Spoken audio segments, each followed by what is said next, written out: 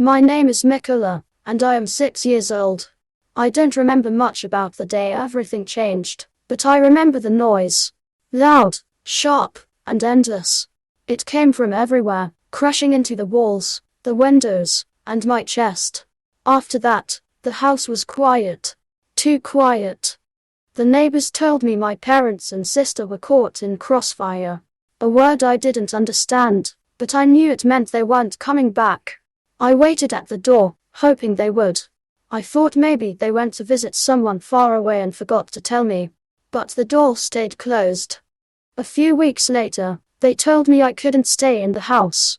They said it wasn't mine, and there was no one left to argue. So I left. I didn't take anything with me except the clothes I was wearing and my name. The days after that blurred into hunger and wandering. My stomach was always empty, but I was afraid to ask for food. People didn't like when I asked for things.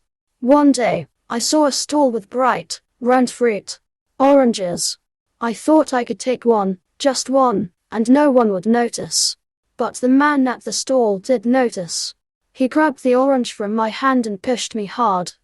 I fell, scratching my arm on the ground. It started bleeding, and the sting made my eyes water. That night, I found a corner behind a building and tried to sleep. The stars were sharp in the sky, and the air was cold. I didn't like the dark, it felt too big.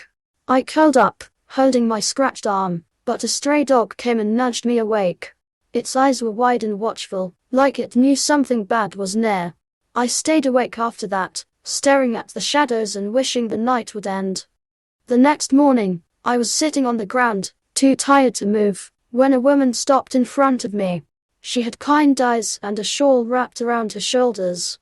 She asked me where my family was, but I didn't know what to say. She crouched down, her voice soft, and told me to come with her. Her house smelled like bread. Warm bread. She gave me a small piece, and I ate it so fast I didn't even taste it. Her son, Andrew, came into the room and stared at me for a moment before smiling. It was a small smile, but it made me feel less afraid. I stayed there. She gave me a bed with soft blankets, and Andrew shared his toys with me. I started going to school, where the teacher showed me letters and numbers. I liked holding a pencil and drawing lines until they made shapes that meant something. At night, sometimes I still think about the door. I imagine my parents and sister walking in, their arms full of things from a faraway place. I think about my mother holding my face in her hands and my father lifting me up high. I think about my sister laughing and telling me stories. But the door doesn't open. Now, I help Andrew with his homework, and we play outside until the sun sets. The woman, my new mother, tells me stories before bed, her voice soft and steady. I still feel the ache of missing my family, and sometimes it hurts. The house is warm, and I'm learning to feel safe. This is my home now,